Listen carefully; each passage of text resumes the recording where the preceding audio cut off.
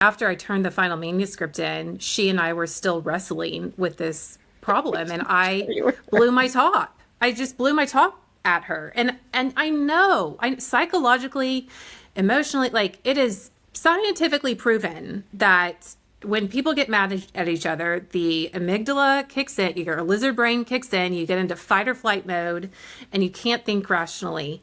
And so me screaming at her is creating like an actual physical reaction in her body that's going to create a lower T trauma. Like that is just that, like a little, not a capital T trauma, a lowercase T trauma. And But I she's not going to realized feel this. safe when that's going on, or like Right. she's going to stand down for sure. Right. So now I'm campaigning for shallow beauty. No, that's not what I'm talking about, you know? And so I realized I'm thinking through all of this, and all of a sudden I went to her and I said, honey, the way I just did that was wrong. And if once I realized that, I said, that's conviction. That is the Lord speaking into my life that I am not treating one of his children the way he wants them to be treated. Hi, and welcome back to Old School. Today we're going to have in class as our teacher, Whitney English, the author of Organize First, Decorate Second. She is a delight. She has a very similar sense of humor to me, so for those of you who come back for those wonderful little nuggets and tidbits you get from me, well, you're in for a treat with this class today. We talk a lot about the relationship and the underlying motives and understanding with our stuff, and how clutter and mental wellness and how getting to the point of organizing but making your home be what you want to be and what doesn't feel chaotic for you. And so this is just really a great opportunity to hear from her about the process that she went through, and then you can pick up her book and you can get started yourself. So let's welcome to class, Whitney.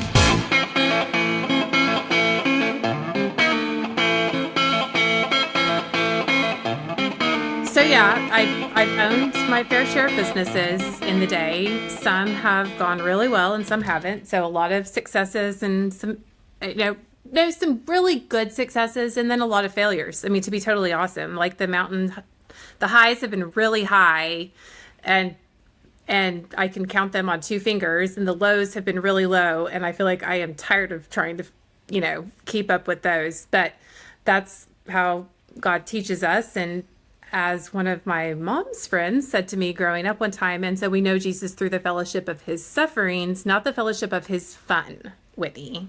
I was like, what? No.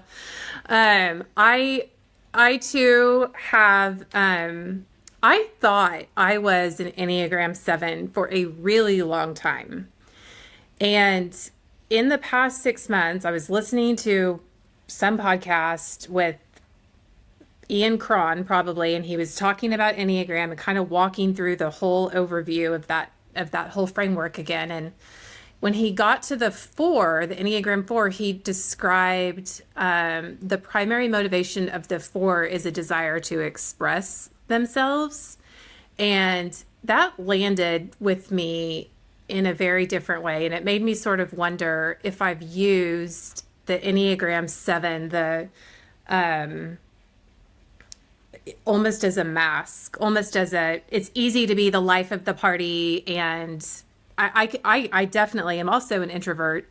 And I have to have my recharge time. When my kids go to sleep, I've got another 2 hours in me at least, even though the whole house is shut down. It's just instantly like my ability to process information. I struggle with ADHD as well. So just having a quiet house instantly just, takes my productivity level way up. And so I've kind of wondered if I'm an Enneagram 7 thing for me has been a mask, just am I Did you covering? choose it versus taking a test?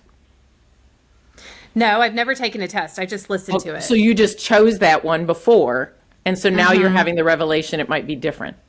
Mm-hmm. Okay. Mm-hmm. Okay. Yeah.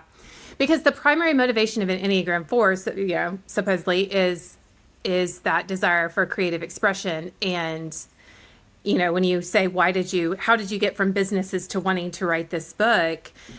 There is within me that, and people also have pegged me as a 3 in the past, like thinking, oh, well, you're really ambitious. I get that a lot. Like, you've owned lots of businesses and you've been successful and you must be really ambitious.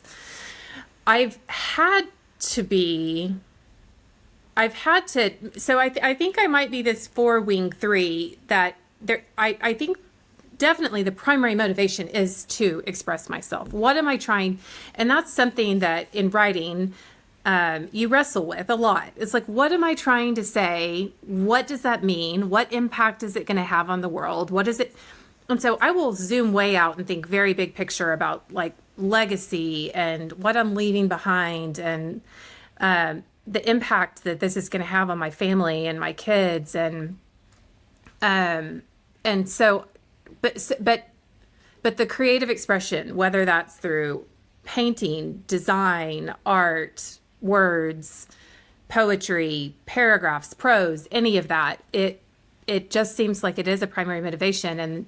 And then in my book, I actually do talk about a little bit about the environment where I grew up. And so I think for those out there who are wanting to get to know me, you will probably see where some of that air quotes ambition came from. That, if necessity is the mother of invention, I had some stuff I was trying to get away from and wanted to go someplace good, and wholesome, and someplace that glorified God. Awesome. Well, Yeah. I did take the test. Ian spoke at our church, and I had been ignoring it, not wanting to do it, because after my divorce, I had to go out and get a job. And a lot of jobs nowadays want you to take these personality tests and stuff. And I just feel like you can manipulate them. I think anybody, you don't have to be some rocket scientist to be able to figure out where they're going with the questions, especially if you know the job title you're going for. So I'm not saying I lie or manipulate it, Right. but it's very easy to answer what you think they want to hear, that kind of thing. So I was like, I'm not doing this. I've been through them all and, whatever. Well, he at the end of his message, he had a discount on some page for you to go and take this test. And I was like, all right, what, because all these people around me thought that they could look at me and tell me what I was. And I'm not sure you can kind of do that. But anyway, I went in and they all guessed wrong, by the way. None of them guessed a 7. Everybody was everywhere else. But the part of the 7 that I was the most, which shocked me, was enthusiastic visionary is looking for the joy or the next exciting thing while avoiding pain. Well, I was abused a lot, physically, sexually in my childhood, then emotionally and mentally in my marriage. So I never thought of that out loud as what I did. I knew I had humor as kind of a defense mechanism, but I just never thought of it. So anyway, taking this test, in the first few questions, I'm like, I don't see where this is going. So I just said, all right, I'm just going to answer them to the best of my ability. So I went through and did that. It could not have been, even if the good, the bad, and the ugly, the stuff I did not want to acknowledge, I had to sit there and say. It was a 24-page thing. And I'm telling you, it was intense. And it was not wrong. Wow. So I was like, oh, doggone it. I have to admit that one of these is right. But anyway, well, I love your title of your book is Organize First, Decorate Second. So what do we mean there? And in that, I want to understand your coining, I think you coined it, maximalist. Oh, well, no, I didn't coin that. I didn't coin maximalism, but I wanted to write a book about home because home means a lot to me. I have 3 kids. They're 15, 14, and 12.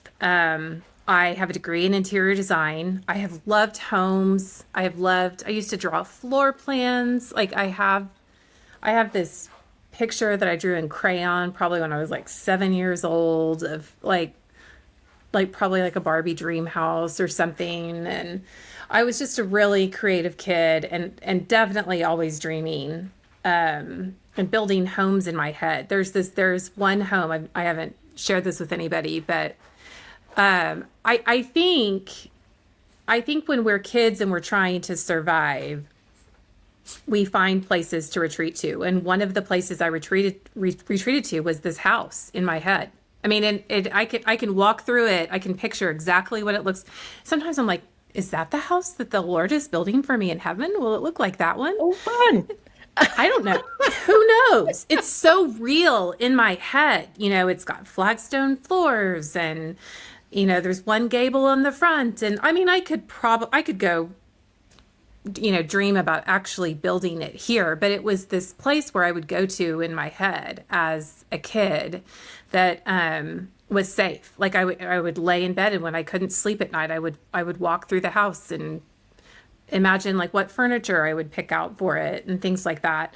So I've just always really loved home. It's meant a lot to me. But I realize that a lot of people have a very conflicted relationship with home, just because of childhoods and things that happened. And how do we restore that? How do we turn home into something that can be redeemed, not just for us, but for the people in our communities as well? And so my editor said, well, we're always looking for the next great organizing book. And I was like, you do not want me to write an organizing book. I mean, you don't. I am not naturally organized. And she was like, oh, no, that's exactly why we want you to write the book. And I just was like, okay, we're going to see. No, we shall see. We shall see. Like, it comes out next Tuesday. We shall see, sweet editor friend, if he really wanted me to write that book or not. So the title actually came from, I was trying to motivate myself to clean the house one day, and I was probably very distracted. I don't like cleaning. That's the part of me that thinks maybe I am an Enneagram 7, is like cleaning is painful and I would rather avoid it by decorating. And I thought to myself, okay, Whitney, organize first, decorate second. So when we were brainstorming titles and concepts for this organizing book, I threw that one out, and it was the working title and it stuck. So that's where the book came from. Yeah. Cool. And so maximalist, why is Thanks. that the direction you, because I follow on Instagram, the minimalists. I follow the young lady. Oh, it's terrible. I forget her name. Be More with Less. And a couple of people, just because I find what they have to say interesting. So when I saw the term maximalist in your, introduction and stuff, I just want to know what that means to you, not to the rest of the world necessarily. Right.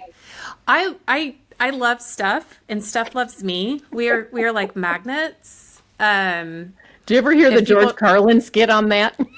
No, but I have to Google that, and you're going to have to link it in show notes because he's funny.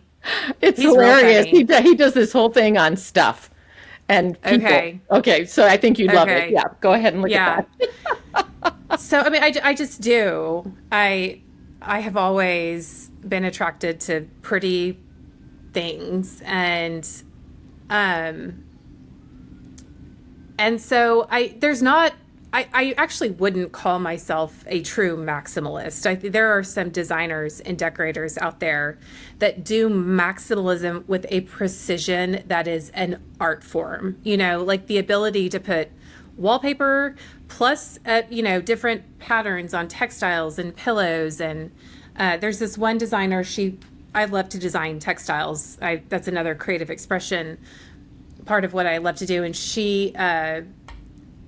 so she's used one of these designs as a wallpaper, and she's absolutely a maximalist. We can find the photo and share it with your followers too. Her name's Isabel Ladd, Ladd, I think. But I like the fact that you can put pink and orange and green and all this movement and action in a room, and that room can feel something that's not chaotic. That's amazing. That's a gift. And so, and that what the difference in that ability is can she organize it? She has organized design principles in a way that allow the room to to function as a maximalist room instead of a minimalist room. So it's been really interesting because while there are a lot of like minimalism podcasts and influencers, like you just said, there aren't a lot of maximalist podcasts. I mean, they're just, I think it's harder. I think minimalism is easy, maximalism is hard. And I think that we have to wrestle with, I really do think it's a challenge, and I think it's a creative challenge. So I'm up for it. I love that angle of things. I think that it's so there's a great, he's also a friend of mine. His name's Joshua Becker, and he's written lots of books on minimalism, has like a big minimalist following. And he very rightly gives this illustration, tells this story that he was cleaning out his garage one day and his kid was like, push me on the swing. And he didn't have time to push him on the swing because he had to clean out the garage. And so it became a question of values. Like, where do you want to spend your time and money? And so the interesting thing about talking to a bunch of these minimalists on podcasts as I'm going around and promoting the book is that there actually is a very shared value structure beneath what we both do, because I am trying to be resourceful. I am trying to teach my kids stewardship. I'm trying to teach them that you don't have to buy new things, that we can fix old things that are broken, that we can reinvent the way we style things. I mean, I love home. I'm not much of a fashion person, but it goes, I love the trends towards thrifting and the idea of starting with what you've got and using what you have, but still the byproduct of that is something that is fresh and new and beautiful. And frankly, anything that's beautiful, genuinely beautiful and not just shallowly beautiful, is going to point to something greater than we are.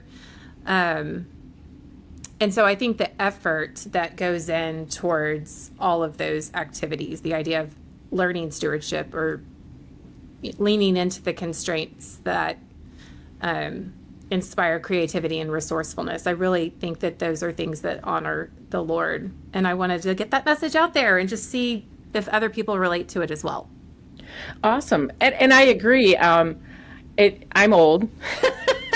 I'm 62. And, back when I was a kid, you fixed stuff. You didn't just throw it out. Plus, we didn't have any money. We were dirt poor. Right. My mom divorced our dad because he had beaten the life out of us. And so we wore hand-me-downs. My mom was an excellent seamstress. I tell in my book this story of how she made us all outfits that looked more like they should have been curtains. Like Sound of Music. And then made us wear them on the same day to school for picture day to school. It was a nightmare, but that's part of the humor that I have throughout my childhood. Just God bless my mom. She's gone to be with the Lord, but she, it was hilarious. But we had to be thrifty and we had to fix things. My brother in high school worked for a TV repair shop.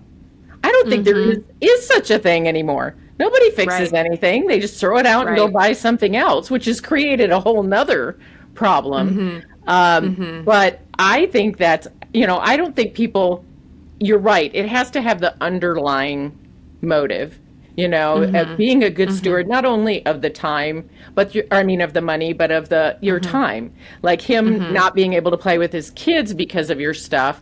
Well, then that does require a different look at it. And you can have very little stuff and still do that to your relationships. Right. So it's like you said, it's not, everybody's not going to be minimalist. Everybody's not going to be maximalist. It's going to be what you and your home. And I think that's exactly what you're about in your book too, right? Is that you're trying to help people find that.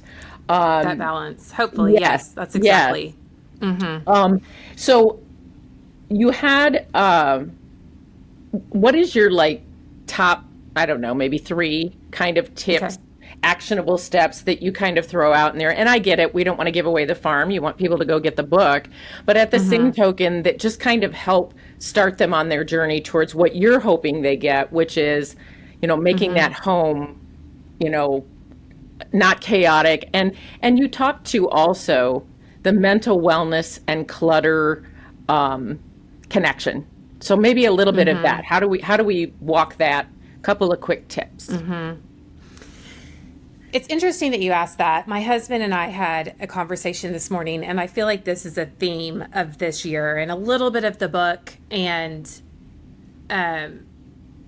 But it's this idea of, as a culture, we want to avoid the things that hurt. We see difficult things that need to happen. Like my husband is currently having a difficult conversation at work that, I mean, he's tried to avoid it all month long. But the second you look at that and say, I don't want to do this, but maybe there's a gift if I lean into this tension. You know, maybe on the other side of this, there's something I can learn. Maybe I will grow. And if I do this thing the right way, because I also believe that God will never ask you to do the right thing the wrong way. I think that I have a friend who also uses the phrase, don't ever sacrifice a relationship for an opportunity. And I don't think, if the human soul, I mean, if we are made in the image of God and he loves each of us and calls us each by name, then we are the most valuable thing on this earth to him. And he's not going to ask us to hurt each other to accomplish his purposes. And sometimes in our own human flawed effort, we can charge off and do in trying to get the right thing done, we can hurt people in the process. And I tell a story in the book about trying to get my daughter to clean her room. And I'm gonna have to read that one because I got an only child and she's now moved out and lives with a roommate. But yeah, right. But kind of as a kid, so I won't tell the story that I tell in the book, but I will tell you a continuation of the story. Is after I turned the final manuscript in, she and I were still wrestling with this problem, and I blew my top. I just blew my top at her, and I know, psychologically, emotionally, like, it is scientifically proven that when people get mad at each other, the amygdala kicks in, your lizard brain kicks in, you get into fight or flight mode, and you can't think rationally. And so me screaming at her is creating an actual physical reaction in her body that's going to create a lower T trauma. Like, that is just that, like, a little, not a capital T trauma, a lowercase T trauma. And but she's not going to feel safe when that's going on, or like she's going to stand down for sure. Right. So now I'm campaigning for shallow beauty. No, that's not what I'm talking about, you know? And so I realized, I'm thinking through all of this, and all of a sudden I went to her and I said, honey, the way I just did that was wrong. And once I realized that, I said, that's conviction. That is the Lord speaking into my life, that I am not treating one of his children the way he wants them to be treated. Well, what comes after conviction? Repentance. And so that means that I have to come to you and say, I am sorry. I did not mean to. And then what comes after repentance? Change. And I said, I'm going to quit yelling at you about your room. Like, we're going to have to do something about it, because I'm fine with personal expression, but I'm not fine with, like, dirt and candy. I am fine with actually a very high level of dirt. I have a very high dirt threshold. But when we start nearing that threshold, it you know, like, it's anxiety inducing. Not just for me, for her. You know, like, I really am fine with a whole heck of a lot. But when it's not healthy, I do have this little tile thing that hangs by our back door that says, this house is clean enough to be healthy and dirty enough to be happy. Like, yes, that is 100%. Anyway, so I just apologized to her and said, we're going to have to figure something out. And that simple action of me admitting fault, taking responsibility for my actions, talking to her about the spiritual principles that we could apply to this situation this struggle, this tension that we were dealing with. I don't know if that is the secret, but the room has stayed a lot cleaner since then. And there has also been a lot of independent motivation to keep the room clean. I don't know. I mean, some scientist needs to do a study about that. Like, No, I think there was Jesus. yeah, I but think she just needed to know. thank God for the Holy Spirit. Thank the Lord for putting me in plenty of difficult situations and making plenty of mistakes so that I can realize that there's a right way and a wrong way to handle this. And is that one story, that one situation where I chose a different response instead of to continuing to fly off the handle or to allowing anger to take hold? Because I mean, again, once you're in fight or flight mode, you're not getting out of there for a solid 20 minutes. The therapists all say that, you know. And And words matter. So even when you do go and right. acknowledge and apologize, your impact has stays as a fingerprint on her and on yourself.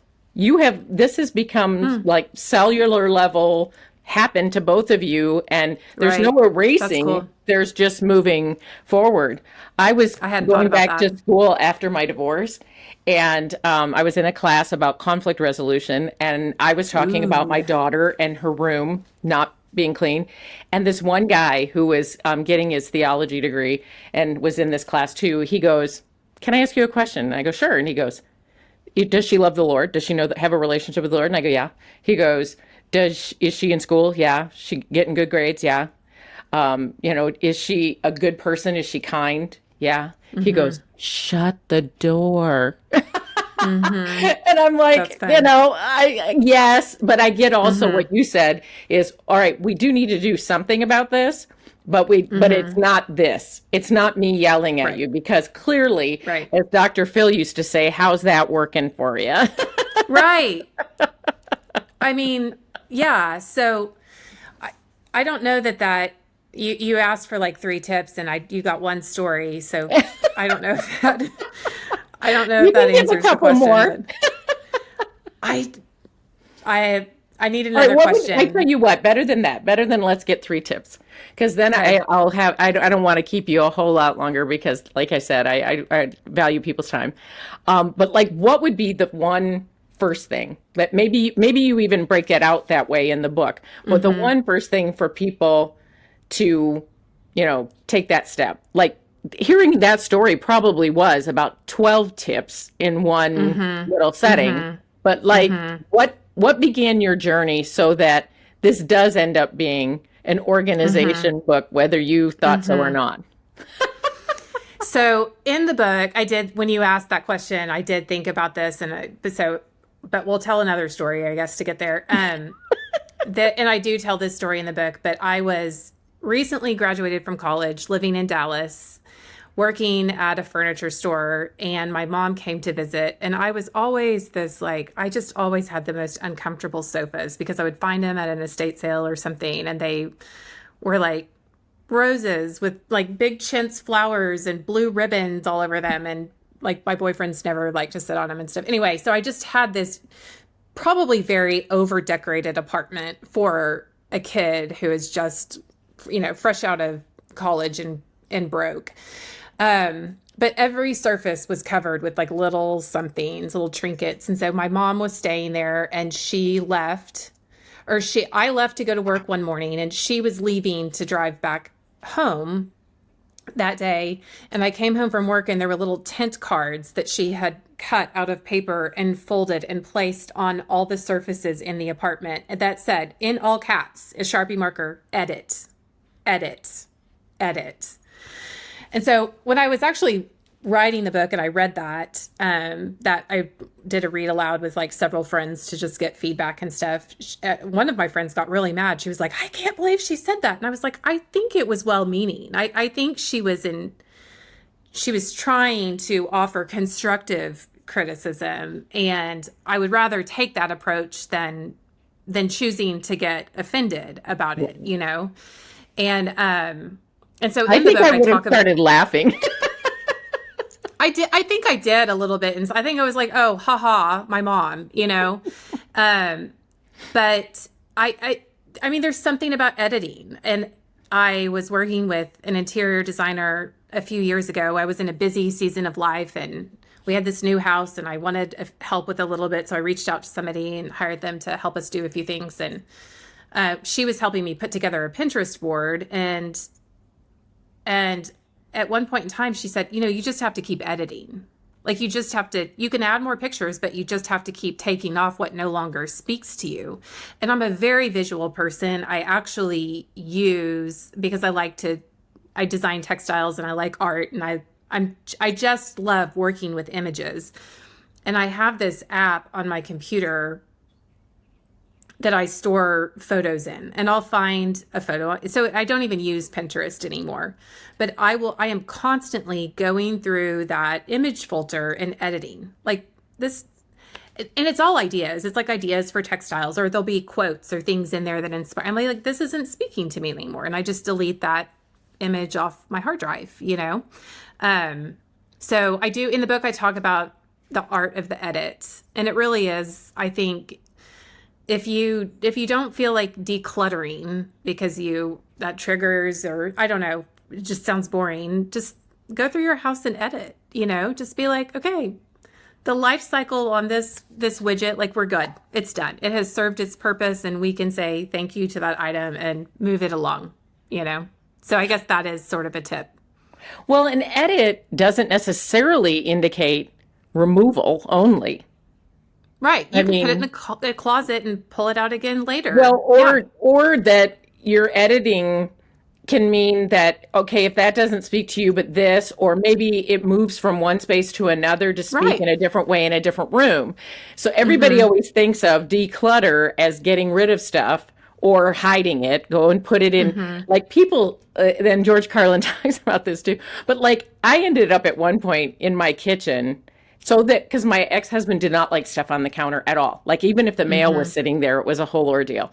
But we had like 3 junk drawers and a back room where this podcast is right now started to turn into a junk drawer on steroids. It turned into a junk room. And I'm like, that is not cleaning up. That is not organizing. That is not decluttering. It's not even properly editing the way you phrase But I think if people, whatever terminology speaks to them and makes them feel okay about it, the fact of the matter is you're not saying that they have to go through their house and get rid of everything, but that if you go through and yes, if you want that room to feel comfortable and safe and like home where you're at, I mean, if you don't mind a couple dust bunnies running around while you're there, well, then you do. Right. Yeah, I think that's, I'm sorry. I giggle when I'm awkward or nervous too. So that's why I said, I think I would have laughed if I saw your mom, if my mom had gone around. Because my mom, when I was a child, we were remodeling a home in Michigan and there was a stack of 2x4s. My mom was literally vacuuming and dusting off the 2x4s. I mean, that's how, that's how nuts she was. And the wild part is when she died, she was living in a trailer with her boyfriend, and it was like a hoarder. 13 cats were in there. There was stuff out the wazoo. It was just heartbreaking because that wasn't the mom I had known. So it's so interesting. I agree 100%. And I had another young lady, and her name is escaping me at the moment. She wrote, Jesus doesn't care about your messy house. Dana White? Yes. Yes. I've read a couple of her books. Yes. And so, She's funny. What it comes down to is mentally, emotionally, spiritually, physically, how it's all intertwined of how we walk through that, as opposed to making it, like you said. I love what you said when you said shallow beauty. That, oh, great if we yell at our kid and they do clean up their room, but what did that do? What did that really get us? Okay, great, their room. But how often are you in their room? You know what I mean? Right. Once a day. I mean, I do. Yeah. But overarching, getting that accomplished versus, like you said, the relationship. So at what expense? Yeah. Yeah. Well, I absolutely love this. I can't wait to read the book because I do love stories. And in my book, I love to do that. I don't make it all tragic because of the abuse I've been through. I want people to understand very much how the Holy Spirit was there for me and how my healing journey went. So this has been awesome. One thing I do with every one of my guests is ask them for their nugget, for the one thing they wish they had either known sooner or someone had told them sooner. Okay, I have a ton of nuggets. I've dropped a few of them in this podcast. So hopefully, I really have. But my husband and I had so this is going to feel unrelated, but it's just the one that comes to mind. That's what And we want. I feel okay giving it to you because you got some organizing nuggets in there and decorating nuggets, hopefully. But my husband and I had he's having this challenging work conversation right now. He just was terrified to walk into it. And one thing that he and I have always said since we got married was, if you take care of the customer, the commission will take care of itself. And just sometimes all we can do is move forward in life knowing that it's attention. It is, taking care of the customer or the people or loving our neighbors or whatever it is. Sometimes it doesn't mean being walked over. Sometimes it doesn't mean letting people steamroll you or, turning yourself into a doormat. You've been in situations like that and seeing the repercussions of the things in your life that happen when you allow abuse of any kind, physical, emotional, mental, sexual, any of that, psychological, to continue. And so what we were talking about this morning is part of taking care of the customer and trusting God that everything else will take care of itself after that, or is sometimes speaking the truth in love. Okay. So it's not always easy, but I think we can trust God that it will be worth it, and just pray that he goes before all of us. So to everyone listening to this, we are speaking that over the sound waves, praying that over everybody's day that's listening to this right now. It is. I've heard that phrase, and I think that's awesome. And I couldn't agree more. And especially if you send out the Holy Spirit ahead of time, because it is really hard when you're on the receiving end of something hard, even if the person delivering it means it in love, couching it in love and all that, because my definition of love over my lifetime this year alone, I've been given revelation from the Holy Spirit. I was always looking at how other people were defining love and rejecting me. And it did not ever occur to me to take a look and say, do you even really understand what a genuine love relationship with any human, not just a romantic interest, looks like? Right. So and that can be such a hard thing. But I think, honestly, like you said, we're all God's creation. He created us in his image. We were given emotions for a reason, not to sit and dwell in them or let them dictate.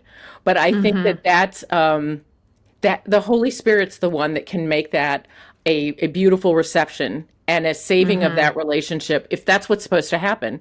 Because it is very true that sometimes relationships may have to end. And so we move along, but at least you know that you carried yourself the way the Lord would have you carry yourself, that you stayed true to the truth. I pray. Yes. That's awesome. Yes. I love that. So, okay, tell the class where they can get in contact with you, where they can find your book, and when it's releasing. My book comes out next Tuesday, April 29th. So it might be that the podcast is going to be late. So it might already be out. I don't know. By the time someone's listening to this. And you can find out more about the book on my website, whitneyenglish.com. You can follow me on Instagram, which is at Whitney English, although it's a great place to send me messages, but just don't expect a quick response. I am 7 to 10 business days, please. And then I'm really into Substack lately. I think as a writer, and I also think that we are getting as a culture very tired of little captiony content. And I think that there's a gravitation more towards long form thoughts and ideas, and I'm really enjoying writing there, letting people comment and having more discussion there. So I'm looking forward to doing even more of that over the coming year. And I'm Whitney English on Substack too. And do you have a newsletter or a blog? So if they go to your website, they can subscribe? Yeah, the Substack would be the best place. And if you go to my website, you can click through and Click over find there. all the rest of those things. Yeah. Perfect. But great question. Thanks You're for asking. delightful. You're funny. So are I you. would love to come have lunch with you or a drink with you or whatever. Sometime we will. We will. I We'll mean, work it out. we will. And also, one time I was actually in a room or I was at an event, and Bob Goff was there, and so was William Paul Young, the author of The Shack. Oh, wow. And it was there was this funny little awkward conversation where I was like waiting for somebody else to go do something, and along comes William Paul Young, and he's just like, "Hi, I'm William," and I was like, "Hi, I'm doing something. I mean, it's nice to meet you. Like, I'm doing something else." And then he said something. It was just like, and he goes, "Well, I guess that's why eternity takes so long. See you later." I mean, and it was basically like, we'll talk again. We'll have eternity to do that. It was really cool. So anyway, How funny. yeah. So in this world or on the other side, we'll have that drink. We'll have that. Yeah, get together. I've joked that I would love. I follow tiny houses and those little converted Sprinter vans. And I thought I would love to just sell my house and get one of those because now I won't have a mortgage and utilities and all that stuff. And then just drive around the country and go see all my people. Because the people I know from the podcast or from social media or who've been on my launch teams, or I was in Compel's, Lisa Turker's, good. I was in her writing group and all that good stuff. In fact, I head up Right. with another young lady, the podcast group. And I Okay. thought, I just want to go see everybody. Yeah. And everybody Maybe. who has a book, we'll do a group book signing for all the authors in the state. Let's just do that. Yeah. No, that would be so fun. Okay. From your lips to God's ears. All right, we're going to do it. Thank you for coming to class today. What a great time. I think Whitney is a hoot. I would love to try and connect with her sometime. I love that she knows Bob, my writing coach, and that they have a great, fun relationship too. I guess Bob does with everybody, so there you go. If you like what's going on here and you want to connect with Whitney, all of her stuff will be in the show notes. Her book will be releasing soon. We'll see about trying to get the podcast out during that period of time. If you want to connect with her, you can reach out. If you want to connect with us, that's in the show notes as well. And like, subscribe, engage. We want to hear from you, and we want to know that you love what's going on here. So thank you for coming to class. And class dismissed. This episode of Old School with Michele Vrabel is brought to you by Brush with Greatness, a Hawaiian artist studio.